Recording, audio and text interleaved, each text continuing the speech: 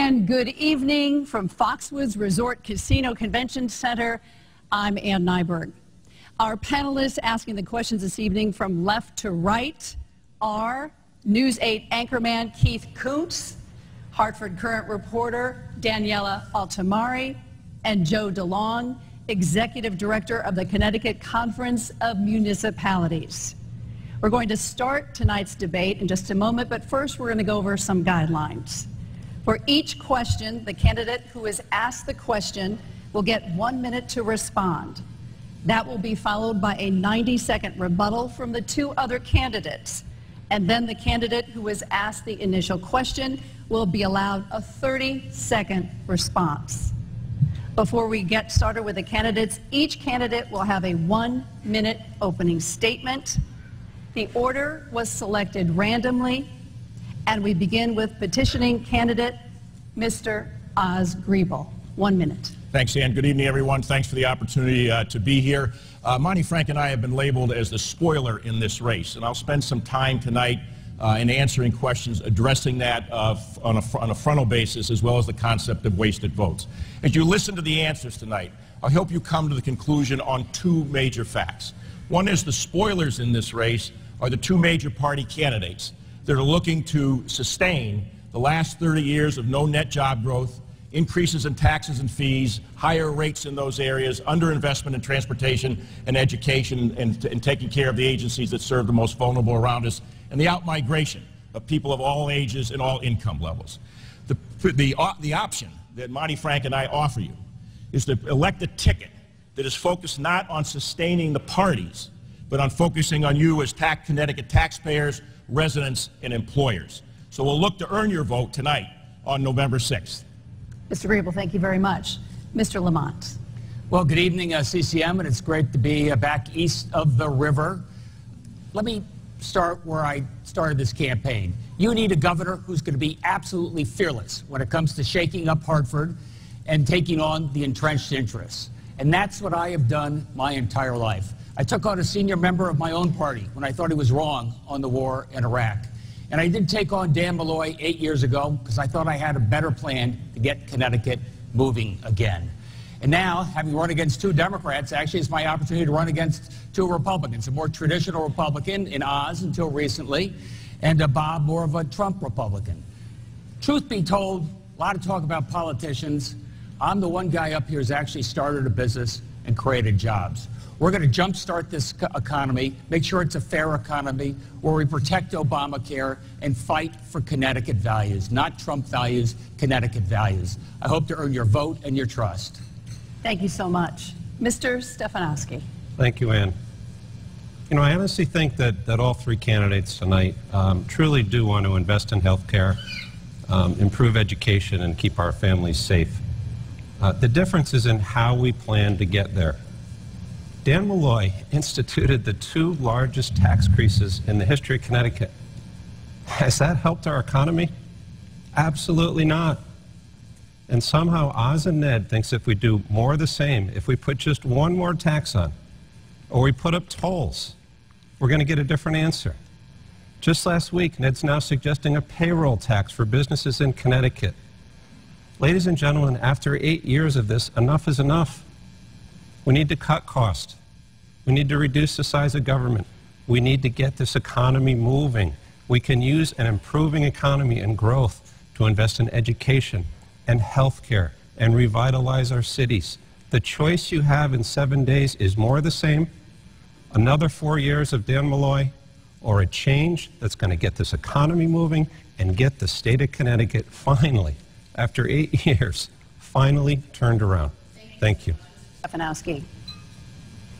The first question of the night will go to Mr. Oz Griebel, and it comes from Keith Koontz. Keith. Ann, thank you very much, sir. Good evening. Good evening. I want to begin by turning our attention to the state's larger cities, where in many cases we see higher levels of unemployment and fewer job opportunities than our more affluent communities.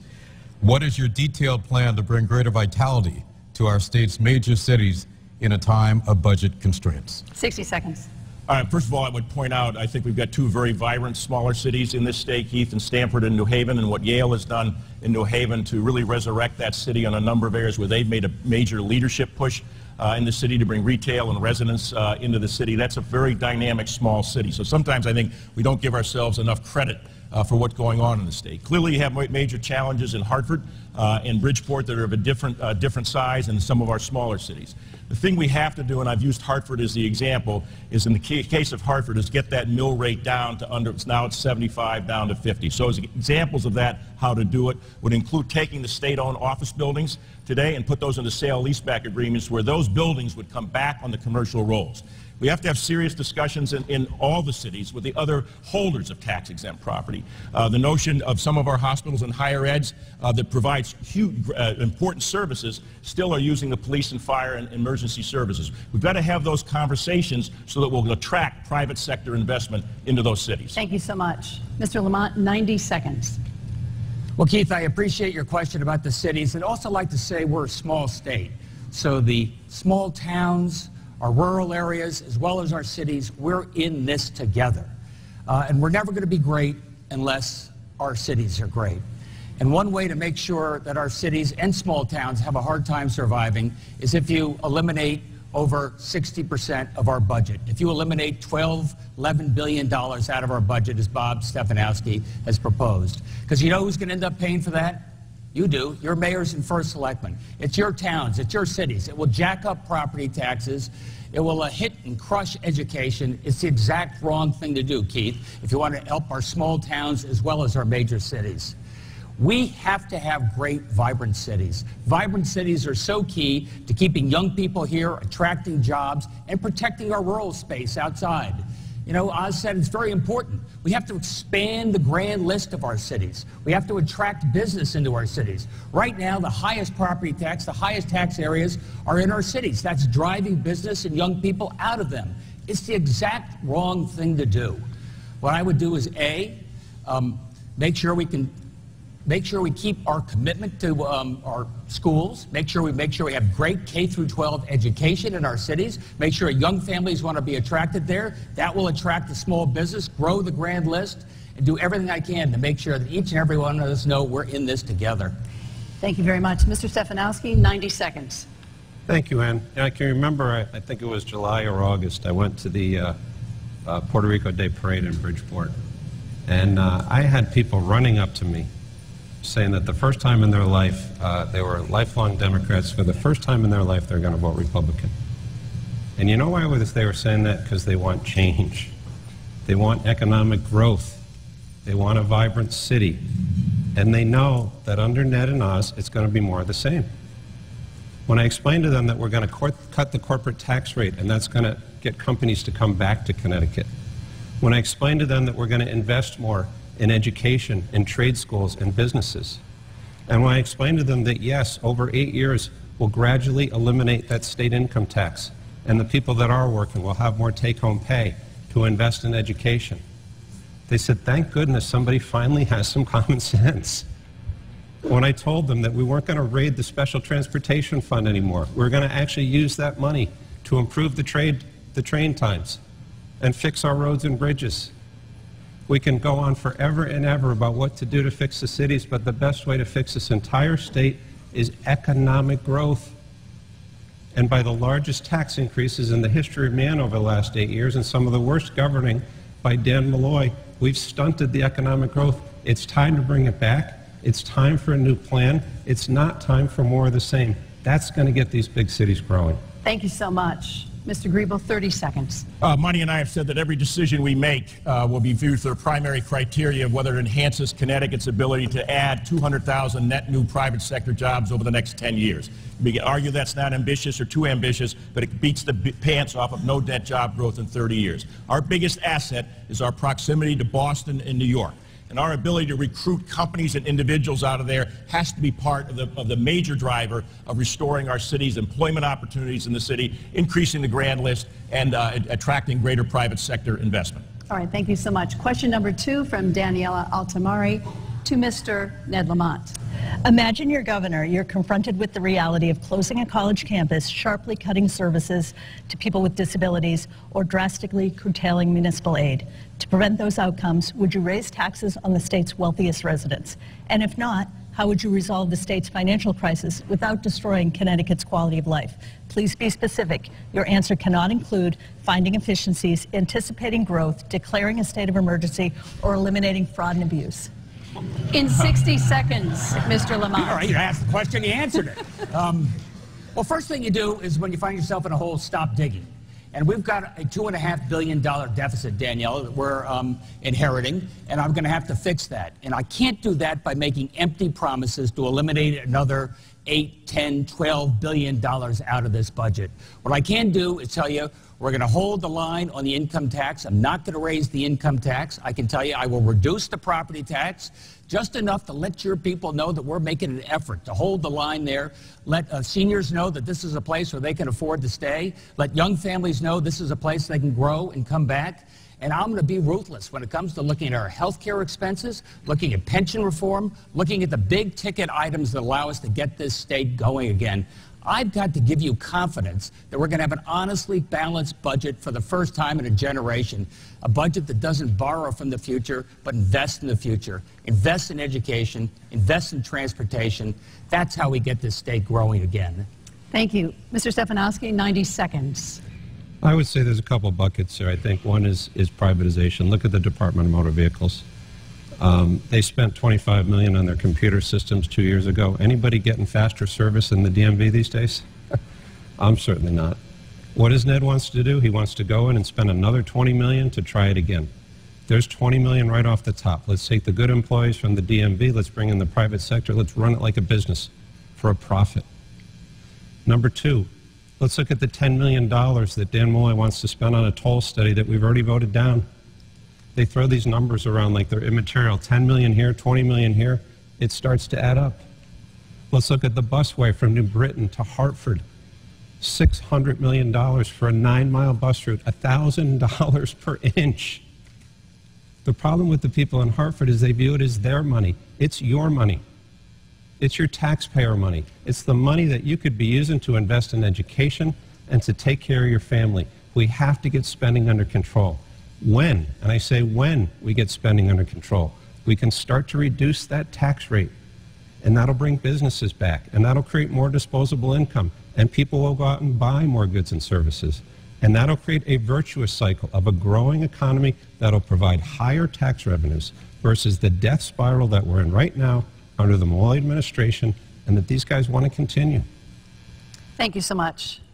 Mr. Griebel, 90 seconds. Daniela, neither of those responses answered the very serious problem we're facing as of July 1st, a $4.6 billion operating deficit on roughly a $40.4 billion two-year budget. You take out the 40% that'll be on July 1st at 12:01 a.m. that's already allocated to debt service, to state retiree contributions, to state retiree health care, you're down to something close to 27 or 28 billion. This is a serious matter that doesn't lend itself to poll-tested platitudes. These are the things that need to be looked at hard and need to engage people like you in this. So two things we've said from the outset. We would use the rainy day fund. If this isn't raining now financially, I don't know what rain looks like. So that $2 billion that's projected to be there as of June 30th, we would bring that in over the 2 years. And begin to reduce that deficit. We would look at at deferring payments to the teacher retirement fund and to the state employee retirement fund for 2 years. I know it's counterintuitive to the $80 billion problem, but tell me how else you're going to balance that budget. You either have to raise taxes, which we do not want to do because that will send the worst signal to the private sector, to you as residents, to you as municipal leaders, and to employers. On the other hand, you can't cut $4.6 billion out of this deficit. We have no option to lay off any state employees for 2 years. I'm not advocating layoffs, but that's the agreement we have. So we need to buy time in this 2-year budget to give us some breathing room so we don't raise taxes and we don't cut services in a draconian manner. All right, thank you so much. Mr. Lamont, rebuttal, 30 seconds. I think when Oz says take money from the rainy day fund, we're just kicking the can down the road, just like John Rowland and Jody Rell did. And by the way, it's illegal not to make contributions to the teacher pension fund under the bond covenant. That's just wrong.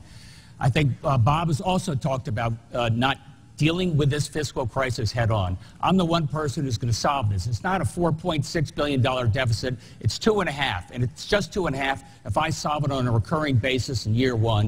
And that's what I mean to do, so you know what your budget is going to be and you can count on it. All right, thank you so much. Question number 3, Joe DeLong. This goes to Mr. Stefanowski. Thank you, Ann. Mr. Stefanowski, we've heard a lot throughout this campaign about the income tax.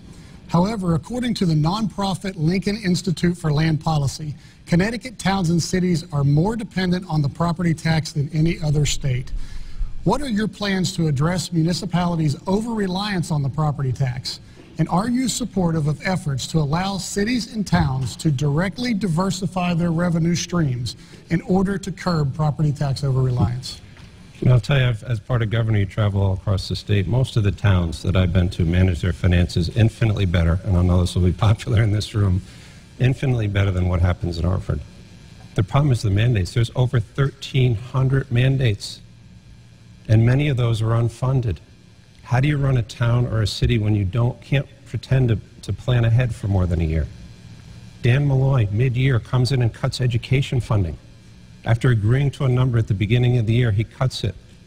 So as governor, one of the things I'll require is any unfunded mandate, I will veto. Veto.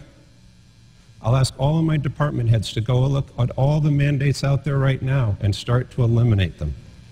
But the best way to help property taxes is to get property values up. Oz is bragging about a 53 mill rate in Hartford. Any city with a mill rate of over 40 to 50 is essentially bankrupt. I was endorsed by the Connecticut Realtors Association, 17,000 realtors. They met with all 3 of us. We did a debate. They like my plan to get property values up, and that's going to raise property taxes and get the cities moving again. All right, thank you so much. Mr. Griebel, 90 seconds. Thank you, Ann. On the income tax, Joe, I just want to be clear. I am a believer in the personal income tax. I believe it's the workhorse tax of the state. It generates about $10.5 billion. We would like to get rates down over time. Absolutely. 200,000 more people working in this state over 10 years will allow that to happen. But it is the least regressive of all taxes. None of us want to be taxed. Don't tax me, don't tax you, don't tax me, tax the person behind the tree. None of us want to pay taxes. But it is the least regressive, Joe. And the most important thing on the property tax side is to make sure we don't lower the income tax so those taxes get transferred into the municipality. There's no free lunch here.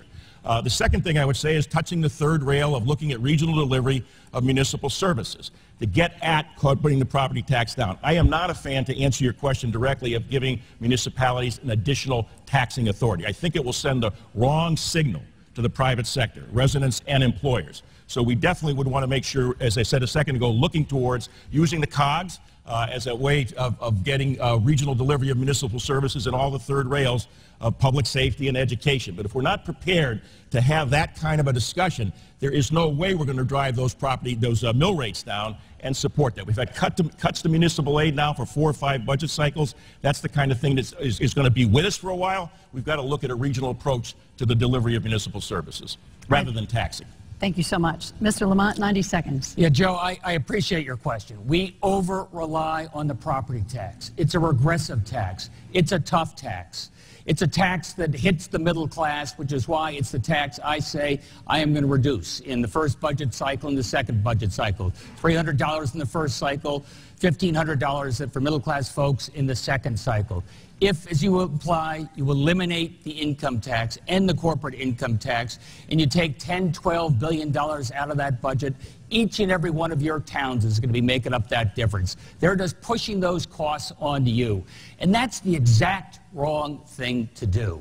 You want to make sure, A, we continue to fund education, so we have the best schools in our cities as well as our towns. So young people want to keep moving into our towns and cities, and that's how we keep our workforce here. And number 2, transportation. You want to make sure that you make our towns and cities transportation hubs where rail can come and go from that hub with affordable housing in and around it. That's how we do it. That's how we start expanding the grand list. That's how we start attracting businesses back into our cities. Look, the first guy who's actually started a business and created jobs, that's what you need to do. The Fiscal Commission was very clear. They said, first off, fiscal stability and economic growth. This would be just dysfunctional to get rid of the income tax. That would be fiscal instability. That would drive economic growth into the ground. It's the wrong thing to do. We got to do everything we can to build up our towns, build up our cities, and hold down the property tax. All right, thank you so much. 30 seconds, Mr. Stefanowski. You know, so Ned just said he doesn't want to reduce the state income tax. He's on tape saying he's going to introduce a statewide auto tax. You know what that's going to do? It's going to pull revenue out of the cities. It's going to send it up to Harvard. Do you think you're ever going to see that revenue again? Of course not. All the discussion about taxes, we need to get it down. We've had 8 years of increasing taxes. Enough is enough. We are never going to get out of this problem that we're in by cuts, cuts, cuts. We've got to grow our way out. If the state of Connecticut had just grown at the same rate as the national economy over the last 6 years, we'd have $12 billion more of revenue right now. All right, thank you, sir. I appreciate that. Question number 4, Keith Koontz. This goes to Mr. Griebel. Sir, a majority of states in the nation now allow for some form of early voting, but Connecticut does not. As governor, would you support measures that would allow for some form of early voting with the idea of increasing participation? I certainly would look at it, Keith. I think the issue of people registering and participating in this process, in the voting process, is absolutely critical. I certainly have voted in every election that I've had an opportunity to do. We've encouraged family members to make sure they're registered. The early voting would be something I would look at. One of the things that's much more appealing to me, I don't know whether this would be a national thing, why do we vote on Tuesdays? Why isn't it a vote on a weekend or Saturday or Sunday? I think there ought to be other ways to look at how we make it easier for people to participate in an appropriate manner. But clearly the notion of participating in this very important democratic process is key. And so, yes, I would look at that, but I think there are other things we would look at to make sure that there is more participation. We're looking at 30 and 40% participation as we do right now on a national average. It's deplorable. When we look at how important these votes are. So I would look at those things. I'd also look at things, making sure that you've got appropriate social studies focus on civic engagement, which I think you have to start inculcating this early on. So to me, it's not just slicing off one aspect of this. It's how do you deal with the whole issue to make sure that younger people are engaged, that we're making it appropriately easier for people to vote, but that they understand the importance of that responsibility. Thank you so much. Mr. Lamont, 90 seconds. Well, the nuttiest thing is having primaries in August when it's so tough to get more and more people to vote. And I want people to vote. I want them to have a stake in this election. I want them to know it makes a difference. And one of the things I do is I campaign nonstop to each and every one of your 169 towns, is I got to convince people it makes a difference. I got to convince people in the cities that say, oh, it hasn't made that. It's made a big difference. We have tens of thousands of fewer people behind bars. It's made a difference. These people are having a second chance. These elections make a difference. We have many more units of affordable housing in the last 7 years. Look what happened 2 years ago in Washington, D.C. If the election of Donald Trump doesn't remind you, elections make a difference. And I've got to convince everybody that this is an election that is lights on, lights off in terms of where we take this state. Not only in terms of how do we build up our towns and cities, how do we build up education, transportation. I'm going to working hand in glove with the business community to make sure they know they're going to have an honestly balanced budget that they can count on. Elections make a difference. And I've got to get this negative tone out of the body politic right now. I think we've got to give people something to believe in. I can't stand everybody knocking the state of Connecticut. That discourages people from voting. I got to tell you, elections make a difference. This election makes a difference. I believe in the state of Connecticut. And if you vote, we're going to turn this around. So, sir, would you support measures that support early voting? Yes, I would. Okay. All right. Thank you. Mr. Stefanowski, 90 seconds. Yeah, I think early voting, properly verified, makes a ton of sense. Anything we can do to increase the participation rate would be good. But I also think what voters are looking for is an exciting choice. I think a lot of the reason people have stayed home is more of the rhetoric, more of the political speak. People are ready for a change right now. I get the sense people are going to come roaring back to the polls next week. They want change. They're tired of what's going on in this economy. I do think it's a short time period between the primary and the general. Not that I want to do this for another 6 years, but having a primary in August where a lot of people are out on vacation and then rolling right to a general, maybe give a little bit more time. but anything we can do to get the participation rate up. I would argue this is one of the most important elections in Connecticut history. If we don't vote for change, and if we keep the status quo with Dan Malloy, it's not too late to fix this state. It is absolutely not too late, but it's pretty darn close. And if we don't start to fundamentally reform our tax policy and cut the size of government and get this economy moving and get our people to want to stay here, it might be too late in 4 years. All right, thank you so much. Mr. Griebel, 30 seconds. Well, I'm glad, Bob, that feels strongly about voting, given his track record. So I'm glad that all three of us up here feel that voting is important. Let me just say the most important thing about this election is breaking up the duopoly. That's what Monty Frank and I offer. What takes the electorate prisoner is not having, the electorate gets them discouraged, is not having honest discussions about a lot of our issues. That's what this ticket offers, and that's why we want to make sure that we earn your vote on November 5th to break up the power of this duopoly. All right, thank you so much. Question number 5, Daniela Altamari to Mr. Lamont. The national issue of mistrust of police, particularly in communities of color, has reared its head in Connecticut in multiple examples. Most recently, a Hartford police officer told a group of people, the majority of whom were black and Latino, that he was, quote, a little trigger happy. As governor, what steps would you take to improve police community relations and to make sure African-American citizens feel safe? 60 seconds. Well, I see Neil O'Leary, the mayor of Waterbury, a former police chief, now a mayor, and I love what he did in terms of the Police Athletic League, where the kids get to know the cops, they do sports, they get to know each other. 15 years later, that kid's growing up and the cop sees him doing something that maybe he shouldn't be doing, say, hey, we know each other, what are you doing? I mean, that is the type of community policing and trust that you have to build in each and every one of our towns. I also say we got to do a lot better job of protecting our people. And that's what reminded me just a few days ago when you saw the massacre in the synagogue. And you saw that was committed by the same type of gun that killed our kids at Sandy Hook, the same AR-15. And by the way, also in the synagogue, there were 4 policemen from a SWAT team that were shot down as well as part of that. We've got to do everything we can in terms of protecting our real serious gun laws coming after Sandy Hook. Bob has talked about taking them back, revoking them. That's the exact wrong thing to do. All right, and I'm going to do everything I can to fight for their safety. Mr. Stefanowski, 90 seconds. Yeah, I think when it comes to safety and police, we absolutely need to protect the people in our cities, particularly in the schools. I mean, I've got 3 daughters. What happened in Sandy Hook is an absolute tragedy. But as Ned likes to do, to focus just on guns as the sole problem, it's not the sole problem. We need to start limiting access to schools. We need to keep guns out of the hands that people should not have them. It's largely a mental health issue. Unfortunately, we're probably at the point where we need trained, not teachers, but we probably up to the different towns, trained personnel in schools to protect our kids. In terms of police community relationships, I agree, the more collaboration we can have, the more activities we can have together, I think it makes it better. But number 1 comes security. I also don't think the early release program by Dan Malloy is helping. I really don't. 50% of the people that are released under that program end up back in jail. The mass murder in Griswold was happened by somebody who was released out of prison early. I could go on with examples for hours. The drug overdoses on the New Haven Green, somebody that was arrested 37 times.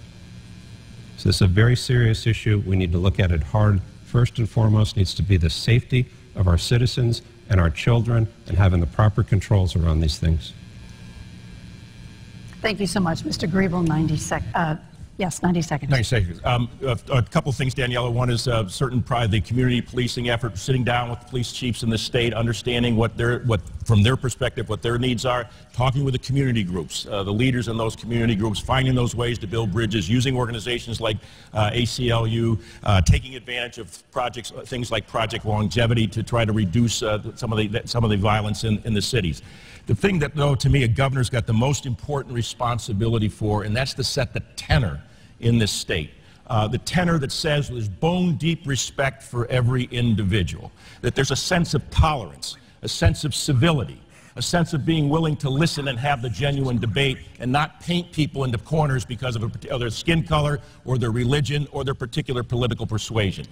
That may sound like trite, but to me, setting the example for the rest of the state is critical as we get to some of these very serious racial issues, these acts of violence, the hate crimes that are there. It's more than just the guns. The guns are important, and making sure Monty Frank has worked on this for many years, making sure that the laws that are in place today stay in place. But it's creating addressing the entire issue, education, and making sure that we do everything we can that a child does read at grade level by 3rd grade to reduce the likelihood of incarceration. It's taking the Second Chance program and making sure that when people come back to the cities, back to their hometowns, they have a chance to gain employment and reduce the level of recidivism. There are serious issues that are embedded in this, and while the guns themselves are important, it is the whole tenor of the way we treat one another across the board. And that's a major leadership responsibility for a governor. All right, thank you so much. And 30 seconds to you, Mr. Lamont. It's not either or. You need a leader who does change the tenor, treats people with civility, and stops this divisive rhetoric that is being used. I mean, it's incredible what's permitted in this day and age in terms of racial and anti-Semitic type language. But guns do matter. AR-15s on our street matter. Bob got an A rating from the NRA. I don't know what he promised him, but I know it involves revoking the basic protections we had after Sandy Hook. That is key to a state like ours. It's key nationwide. I'm going to make sure we're a leader when it comes to reasonable gun safety rules. All right, thank you so much, gentlemen. Let's get right back to the candidates with a question from CCM Executive Director Joe DeLong. Joe. Thank you, Ann. And gentlemen, specifically, first, Mr. Stefanowski, special education costs are one area of local education budgets that are often unpredictable and very difficult to control. What proposals will you help initiate to help mitigate the rising cost of providing special education services for school districts? And do you have any specific proposals to expand regionalization initiatives for the delivery of special education services? Mr. Stefanowski, 60 seconds. Yeah, I think first and foremost is to take care of the kids that need it and make sure that they're getting the services that they deserve and the services that they need. That's the #1 priority. It trumps everything else. You do need to be cognizant of cost, but it should in no way impact the needs that these kids have. I'm against regionalization. I think the best people to make this decision are the local school boards and the parents. And to take it on a case-by-case basis and figure out the best way to handle these things. I do think we should look at the concept of the money following the student, so that if a student does move mid-year and the cost to take care of that student is in one town, that if he or she moves to another town, the cost and the reimbursement travels with them to make sure that they continue to get the care that they need. But it's a big priority. We need to figure out a way to take care of the kids that need it. Thank you. All right, thank you so much. Mr. Griebel, 90 seconds.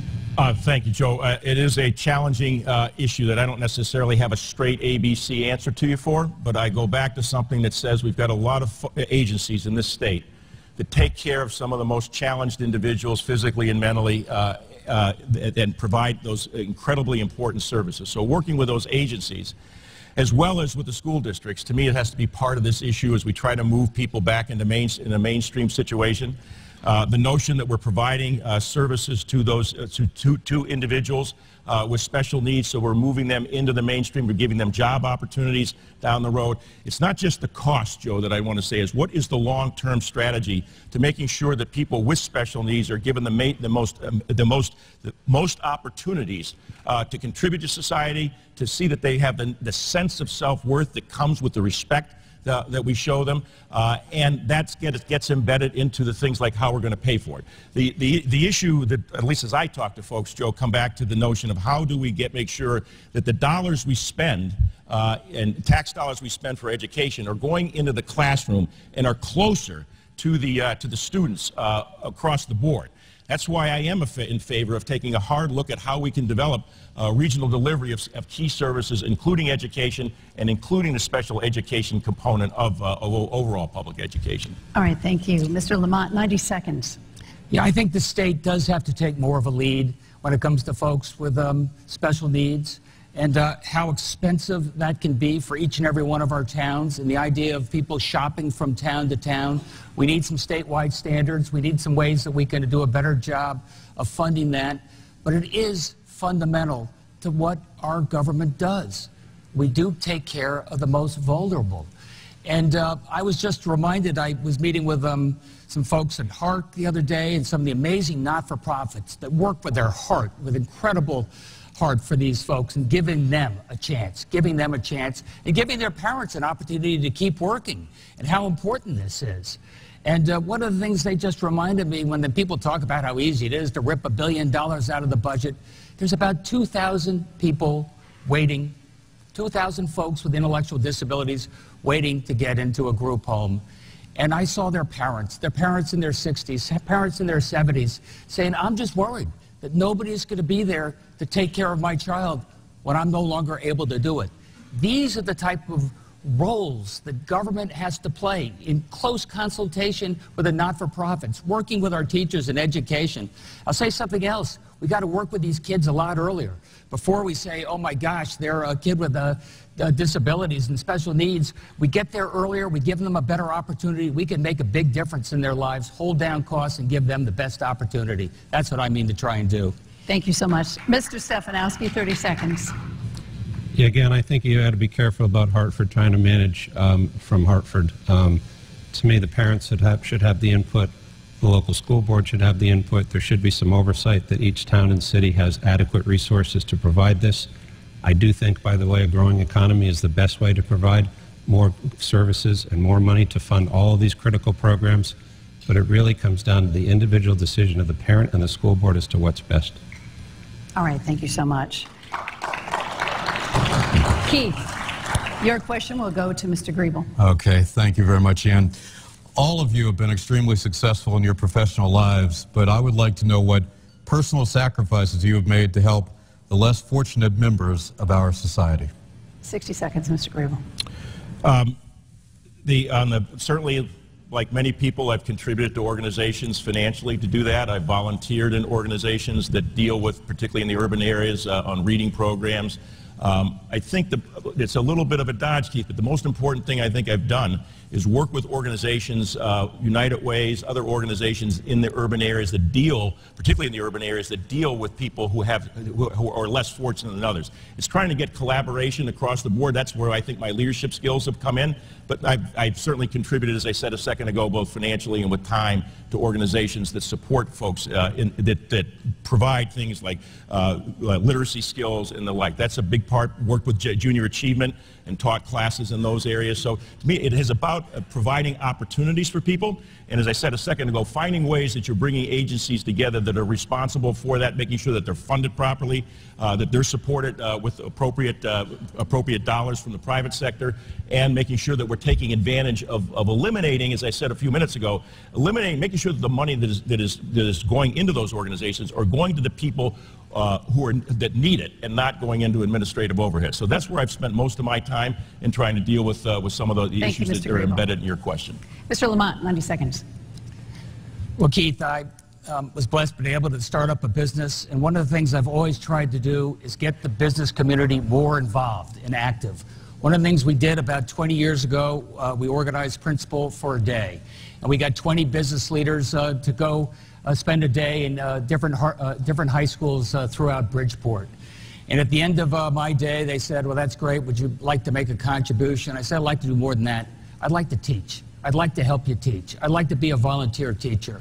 And I helped take a class that was an accounting class, sort of dull, not that exciting for some of the young kids. They didn't quite understand why it was valuable to them. And I tried to bring it to life for these young people. And I got a Joshua Grant from Soul to Soul Restaurant, who had started up a business, and gave these kids, A, a reason why what they were learning was important. And B, it's something I learned as much from as I think they did, in terms of what a difference education can make, what I saw in those kids' eyes every day, and what I was able to do by bringing the community involved. Another reason I'm such a strong believer in strong community public schools. And I love being there at Harding High just a couple of months ago when they opened up the brand new school. And I saw the look in those kids' eyes, which is why I'm such a champion for education. It's the right thing to do for those kids, and it's the right thing to do for our state. And I finally graduated, as did those kids. I'm now a professor at Central Connecticut State University in New Britain, where, again, I bring in folks from the business community. They explain to these young people what it is to be a Travelers, what it is to be a Pratt & Whitney, and give these guys a role model and ideal that they can strive towards. All right, thank you so much. Mr. Stefanowski, 90 seconds. Thanks, Ann. Yeah, so I grew up in New Haven. I've always had an interest in the cities. I was on the board of the Cardinal Sheehan Center in Bridgeport. Terrific example of a private model to provide after-school programs, a nice facility to go to, sports activities, scholarships, just a great example of what we can do. I'll tell you the other thing, though, is I don't know how many of you have seen the commercial with my daughters. I'm pretty proud of those kids. Raising kids with the right values. My oldest daughter went to school in California. She's a social welfare major. Raising your kids so that they know they have to give back. Unfortunately, in this state, I got home the other night. I said, Lauren, you know, you've been home for a year now. It's been great having you, but it's time to fly the nest. And I said, what do you think you want to do? And she immediately says, I want to go back to California. She wants vibrant cities. She wants an opportunity to do social welfare where she can make enough money to live on her own. We have to create an environment for these kids that want to help improve our towns and cities and all the other things we desperately need to do in Connecticut. If we keep losing people by the day, we're losing 80 people a day. When I've been doing this tour across the state, there's a ton of good people out there. But they're frustrated. They want to help, but they need tax relief. They need jobs. They don't need another 4 years of Dan Malloy. Subject of your efforts to help the less fortunate members of society. 6 seconds to do that. I'm sorry. Do I have more 6 time? seconds to answer his Oh, I question. get a bonus. Yeah, again, Keith, I would go back to the Cardinal Sheehan Center, where I was on the board. I dedicated time and financially to that organization to help a lot of kids in Bridgeport and the surrounding towns get the proper training. Thank you for that. Mr. Griebel. I want to tie, Keith, your question back to Joe's. If we're not having a serious discussion about this $4.6 billion operating deficit, and we're not prepared to take the rainy day fund, we're going to undermine funding into special education. We're going to undermine funding to those agencies that take care of the most vulnerable. The most important thing a governor can do, and this is why I said earlier, Keith, what I've done is making sure we're having honest discussions about the issues, bringing the right people to the table to collaborate on them, and making sure that the dollars we use are being used in the right way. We have to have a serious discussion about the $4.6 billion operating deficit and how we're going to address it. Gentlemen, make sure you stay on message. Question number 8, Daniela, to Mr. Lamont. 6 states have statutes, so-called deaths with dignity statutes on their books. Over the past 6 years, Connecticut's legislature has sponsored an assisted dying bill 5 times, but never once has it come up for a vote. If you were governor, would you sign legislation allowing people with less than 6 months to live to obtain a prescription from a doctor for a life-ending dose of medication? I think I would, Daniela. Both my parents died in the last few years. And I just had a sense that they had their wits about them. I loved them to death. I was with them every chance I could, but I think they knew when they were ready to go. So it's an intensely personal decision that each and every family has to do, and I understand the legal safeguards that have to be in there, but at the end of the day, it's probably not a place where I want government intruding. I want that up to the families. All right, thank you. Mr. Stefanowski, 90 seconds. Yeah, it's a tough issue. I mean, I just went through it with my mom. My mom and dad were married together for 60 years. The last 2 years, she had dementia. And I talked to my dad about it, and he said, for better or for worse, I want your mother home. And unfortunately, with the cost of health care today, we burned through the entire life savings for $5,000 a week to have them at home. I would tend to leave it up to the family. I think it's a very personal decision that each family should make. I think my dad made the right decision because we were with my mom right up to the end when hospice came in, and we had some great lasting memories right towards the end. I would hope that no one would ever want to do that, but I'm not sure it should be legislated either. All right, thank you. Mr. Griebel. I don't have a fundamental disagreement with either Ned's or Bob's issues. I would want to understand the legal safeguards. I mean, there is always a concern about the slippery slope. So I think the idea of understanding more, Daniela, than I've had an in-depth conversation on. But the concept of letting individuals, rather than government, make decisions, I'm generally supportive of that concept. All right, thank you. Mr. Lamont. I just think it's a good discussion to be having here, because it tells you sort of a little bit about the role of government and sort of how we think about it and how we treat the family and how we treat individual rights. So I'm proud to be able to take that discussion a step further.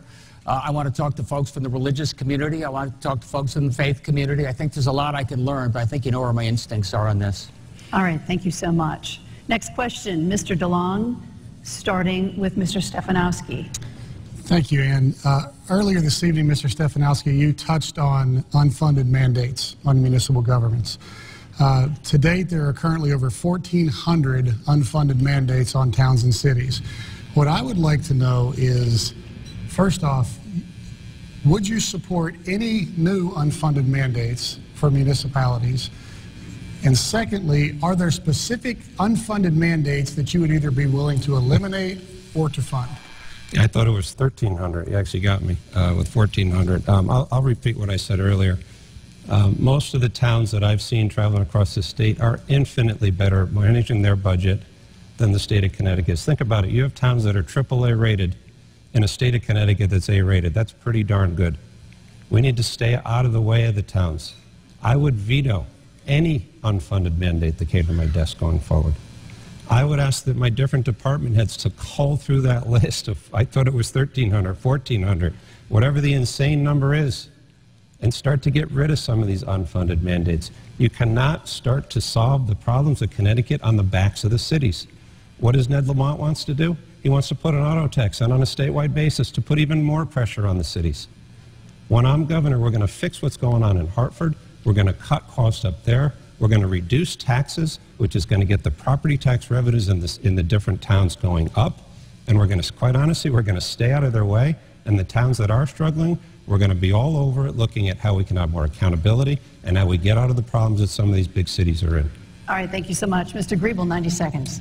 Joe, I would certainly welcome the opportunity to sit down with you and your board to look at that list of unfunded mandates. The whole concept is disingenuous when the state tells a municipality it has to do X and then doesn't provide the funding or provide some aspect of how you're going to get that funding. It's disingenuous, and it's just a question of where we as taxpayers pay the taxes, either out of our left-hand pocket to the state or out of our right-hand pocket to the municipality. So the unfunded mandate may make people feel good in the capital because they've done something that they think is right, but then passing it on to the towns makes no sense. And I would say that also applies to a lot of our private sector companies that are concerned about the mandates or the regulations that inhibit their ability to deliver the service, keep the people employed that they have, make a fair profit on it, and continue to generate the economy. So these things, the idea of taking positions in Hartford and saying just because we think it's a great idea and we got enough votes to get it passed and the governor doesn't veto it is definitely in the wrong direction. So I'd welcome the opportunity, Joe, to sit down with you on those 13 or 1,400. Take a look at which ones we could prioritize and get rid of. If they're ones that we think we need for safety, then let's have a discussion how we're going to fund it across the board and not simply transfer it to the municipality. Mr. Lamont, 90 seconds. Well, I'm one person up here who has been involved in local government as a selectman and member of the Board of Finance, and I also know this is where the rubber meets the road. That sometimes the federal government can push obligations on the states, then the states push the obligations on you, and you're the ones that have to figure out how to get it done. And you have to figure out how to get it done with finite resources. And so no, I'll give you a specific that I've been thinking about. You know, it just seems to me, look, the state of Connecticut says you can't tax, you know, many of your cities, half the property, not-for-profit, government, et cetera. How about in the government buildings? If we're not going to pay our pilot, if we're not going to pay our fair share, that's an unfunded mandate on you. Maybe you should have an opportunity to figure out what we do there. Or as we've talked about, maybe the state should make sure those buildings get back onto the tax roll to bring down, to have them pay property tax as a private owner there. I think those are the type of things we've got to think about in terms of how it can bring down the cost. I see Mark Boughton here from Danbury, and other mayors have often talked about how we can create a service relationship with some of the not-for-profits as a way perhaps we can help bring down property tax in our cities. That's the #1 thing I think is a priority for me, to bring down that property tax. And unfunded mandates is just one more way we shove the obligation on you. It's the wrong thing to do, and I'm going to change it. Mr. Stefanowski, 30 seconds. Yep. Ned mentioned a specific, the other specific, and don't forget it because it's on record, he's going to institute a statewide auto tax. So if Ned wins the governorship and you run your budgets, you better take that revenue stream out because it's gone and you're never going to see it again. The best way to get this economy moving and to get property taxes up is to stimulate the economy That's why I've been endorsed by the Association of Realtors. We need rising housing prices. We need lower taxes. We need to bring jobs back. I'm the only one up here with an economic plan to do it. Thank you so much. Now, gentlemen, I have a question. We'll start with Mr. Griebel. 15 seconds each. Your favorite politician and why? At any time in history? Yes. Abraham Lincoln, because of the leadership he provided on ending slavery and at the same time to try to keep the country united. Mr. Lamont. Bobby Kennedy. And let me just say that nonsense about the statewide property tax is just not true. Stay on message, sir. Not true. On not message. You had your chance, Ned. Why do you prefer Bobby Kennedy? Because he's fearless. He stood up and thought he did what he thought was right. All and right, he thank took you. whatever Mr. the Stefanowski, consequences. your favorite politician and why? I would say Ronald Reagan. He brought hope back to America. He fixed the economy. He got taxes down. We need to start feeling proud about Connecticut again. We need to start talking about what we can do, not what we can't do. We need to get this economy moving. Thank you, gentlemen, for indulging me. All right. Now closing statements, 1 minute each. Mr. Griebel. Thank you for the opportunity to be here. I hope all of you read the Hartford Courant endorsement of our candidacy and the call that the Courant made to really breaking the duopoly, bringing candid leadership, inclusive leadership, leadership that brings collaboration to the table. I hope you read that. I hope you listened to some of the conversations up here. I hope over the last couple of debates you've seen two people, Monty Frank and myself, who are prepared to provide leadership that's not focused on a party, which party's in charge, whether it says R or D on my sweatshirt, but rather a leadership team that's going to focus on you as a taxpayer, the resident, and the employer, and restore Connecticut to national preeminence. This is an aspirational ticket, and while the budget's important, it's about moving Connecticut back up to being a leader in employment and in all community development, all important quality of life issues. So on November 6th, vote the bottom line, vote line 1H, vote for Oz Griebel and Monty Frank. Thank you so much. Mr. Lamont. 1 minute. Look, we found out in the last week that these are serious times. You need a leader who sets the tone, who brings people together, and in a time of crisis, somebody who's going to get the job done. You have a real choice in this election coming up. You have somebody who's not providing a serious solution, who's talking about eliminating $10, $12 billion. You know who's going to pay. Each and every one of the folks in your towns is going to pay. Higher property taxes, cut in education. You're going to need somebody who's going to stand up and fight for Obamacare and fight for the protections we need. Wherever I go, people tell me about pre-existing conditions, their dad with diabetes, and what are we going to do? I promise you, as governor, we're going to make sure those people are protected. You need somebody who knows how to start a business and create jobs. Bob has just done just the opposite. He's let businesses go under, and I'm not going to let that happen. I helped bring a major business to Hartford called Infosys. I'm going to do everything I can to make you believe in the state. Get this state going again. Get this state growing again. Thank you so much. And I will hope to earn your trust and your vote. Mr. Stefanowski. 60 seconds. Thank you, Ann. You know, Ned likes to say to fix Connecticut, everybody needs to do a little bit more. That's code word for taxes. And you know what? The families of Connecticut have done enough already. We've had 8 years of this insanity. It's time for a change. So here's what we're going to do together. We're going to rip the Band-Aid off in Hartford. We're going to cut the size of government. We're going to eliminate wasteful spending. We're going to reduce our taxes and get jobs and businesses to come back here. We're going to grow our economy to invest more in education and health care and all the things we need. We're going to bring our families home. Now, if you've been able to survive the last 8 years under Dan Malloy, please don't give up now. Help is on the way, and it starts next Tuesday. I've been turning around failing businesses for 30 years. I can turn around the state of Connecticut and bring hope and pride back to this state. Thank you very much. Thank you so much.